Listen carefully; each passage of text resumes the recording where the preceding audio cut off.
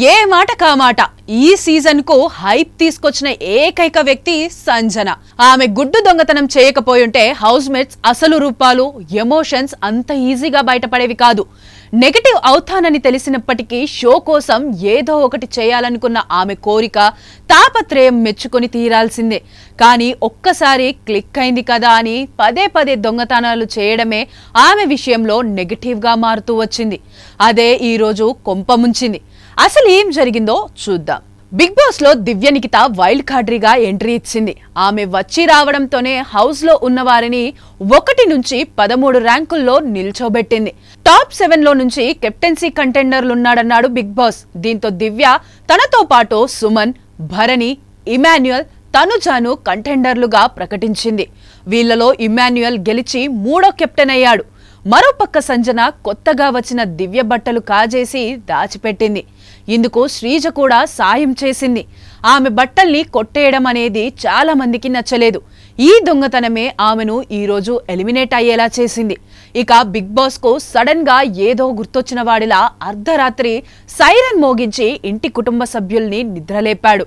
చక్రవ్యూహంలో మరో అధ్యయనానికి సమయం వచ్చింది. ఇప్పటి వరకు మీకు లభించిన ఫలాల్లో బ్లూ, బ్లాక్ సీడ్స్ ఏం తీసుకొచ్చాయో చూశారు. ఇప్పుడు ఎరుపు రంగు విత్తనాలు పొందిన వారి వంతు. వారికి ఇంట్లో ఒకరిని బయటకు పంపే అధికారాన్నిస్తున్నా. దివ్య నేను పంపిన నా సభ్యురాలు. ఫ్లోరా ఇమ్యూనిటీ గెలుచుకుంది కాబట్టి వీరిద్దరి మినహా రెడ్ సీడ్ పొందిన వారిలో నుంచి ఒక్కరిని బయటకు పంపాలన్నాడు. దీంతో రెడ్ సీడ్ పొందిన భరణి, హరీష్, కళ్యాణ్, పవన్, రాము చర్చలు మొదలుపెట్టారు. ముందుగా హరీష్ ఈ షోని దొంగతనాల షో అనిపించుకోవడం నాకిష్టం లేదు, అన్ని దొంగలిస్తూ తనది సైకో ఆనందం అంటూ సంజన పేరు చెప్పాడు. దివ్య విషయంలో అలా చేయడం నచ్చలేదని భరణి కూడా వంతపాడాడు. అందరూ ఆమె పేరే నిర్ణయించుకొని చెప్పారు. అప్పుడు సంజన మాట్లాడుతూ ఈ రోజు చేసిన దొంగతనంలో నేను ఒంటరిగా లేను, అలాగే దివ్య నాకు 3వ ర్యాంక్ ఇచ్చింది. నేను స్ట్రాంగ్ కాంపిటీషన్ కాబట్టే కార్నర్ చేసి పంపేయాలనుకుంటున్నారు. నేను ఎవరిని హర్ట్ చేయలేదు, అందరితోనూ స్వీట్ గానే ఉన్నాను. ఈ షో కోసం నేను 100% కాదు 500% ఎఫర్ట్స్ ఇచ్చాను అంది. సంజన వెళ్లిపోతుంటే ఇమాన్యుయల్ పిల్లాడిలా ఏడ్చేశాడు.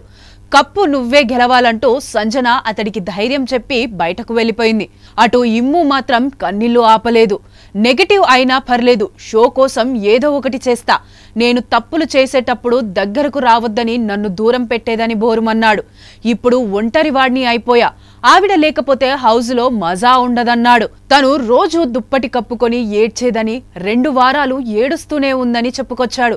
ఏ రోజు బాధను బయటకు చూపించేది కాదంటూ ఇమాన్యుయల్ ఏడుస్తుంటే సీక్రెట్ రూమ్ లో ఉన్న సంజన కూడా కన్నీళ్లు పెట్టుకుంది. ఇక భరణి, హరీష్, రాము కూడా సంజన సీక్రెట్ రూమ్ లో ఉండొచ్చని బలంగా నమ్మారు.